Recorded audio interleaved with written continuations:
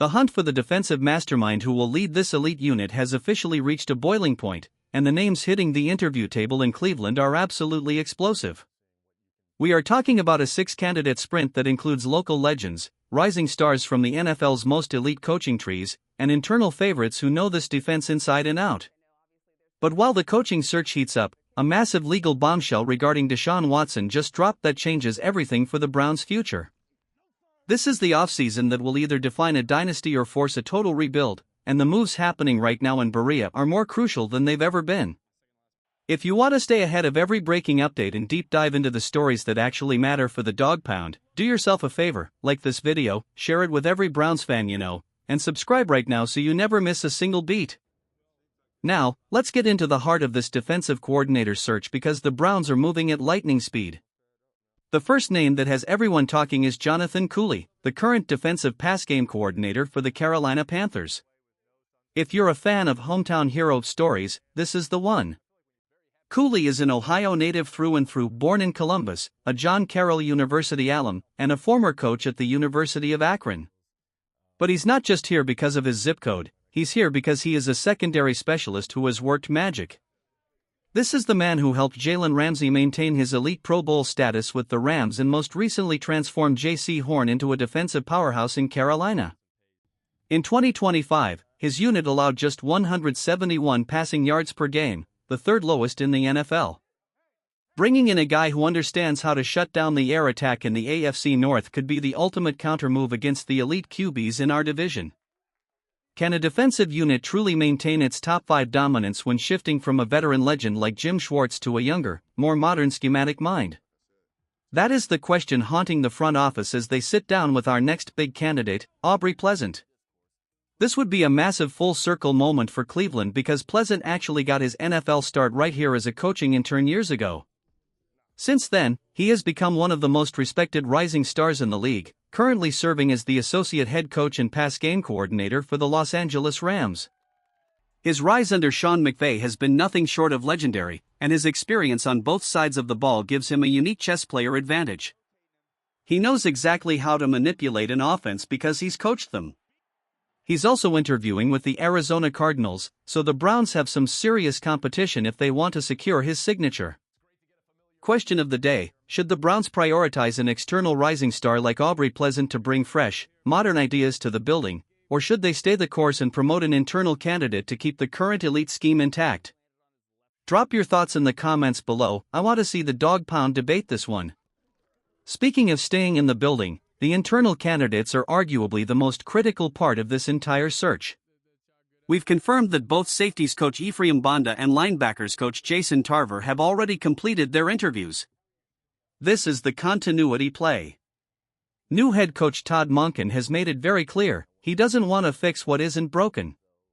He wants to keep the 4-3 attacking system that Jim Schwartz perfected. Promoting Banda or Tarver would mean the players don't have to learn a whole new defensive language. Banda is credited with turning Grant Delpit into an all-pro caliber safety, while Tarver brings veteran coordinator experience from his time with the Raiders. The big debate in the facility right now is whether an internal hire feels like a step forward or just a way to avoid a difficult transition.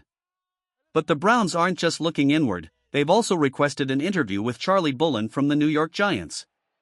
Bullen became a sensation last season when he stepped in as the interim defensive coordinator and completely revived a struggling Giants unit. He comes from the Vance Joseph coaching tree, which is famous for its aggressive, ball-hawking style. His players absolutely love him. Abdul Carter even went on record saying Bullen calls guys up, he doesn't call them out. Adding a leader like Bullen could bring a new level of grit and discipline to a defense that is already scary. And we can't forget Mike Ruttenberg from the Atlanta Falcons. If you follow the league closely, you know the Robert Saleh tree is where elite defenses are born. Ruttenberg spent years alongside Saleh building the 49ers and Jets into powerhouses. His Falcons unit this year was elite at forcing turnovers, ranking in the top 6 for interceptions. He's a guy who knows how to create chaos for opposing quarterbacks, which is exactly what Jim Schwartz was known for. Does this defense already have enough star power and guys like Myles Garrett and Denzel Ward to remain elite regardless of who is calling the plays? Now, we have to talk about the massive news that broke just before the Super Bowl, news that has been years in the making. The final 2 civil lawsuits against Deshaun Watson have been officially dismissed. According to court records in Harris County, Texas, these were the last of the nearly 30 cases that have followed Watson since 2021. Tony Busby, the attorney who represented almost all of the plaintiffs, stated that his involvement with Watson's litigation is now over. These last 2 cases were dismissed with prejudice, meaning they cannot be refiled. The Browns took a historic gamble when they traded for Watson and handed him $230 million guaranteed. After an 11-game suspension and years of legal cloudiness, the legal chapter of this saga is finally closed as we head into the 2026 season.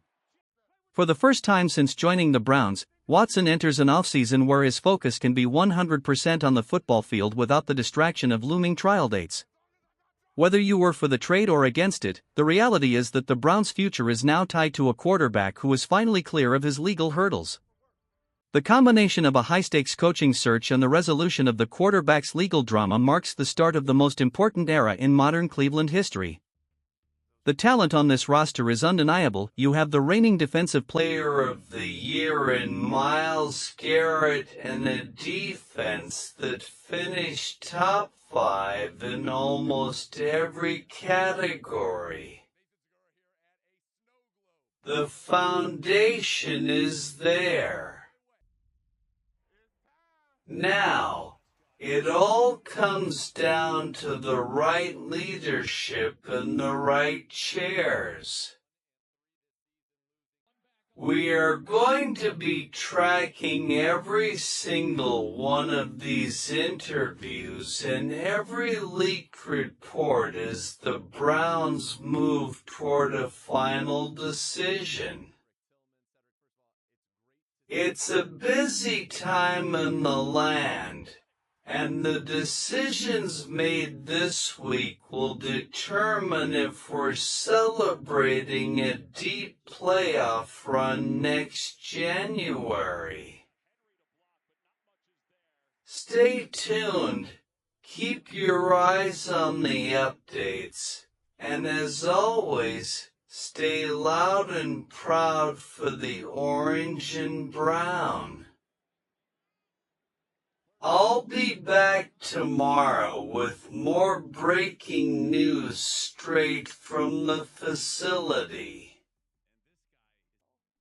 Would you like me to do a deep dive into the specific defensive stats of the remaining 3 candidates to see how they would fit with the Browns' current personnel?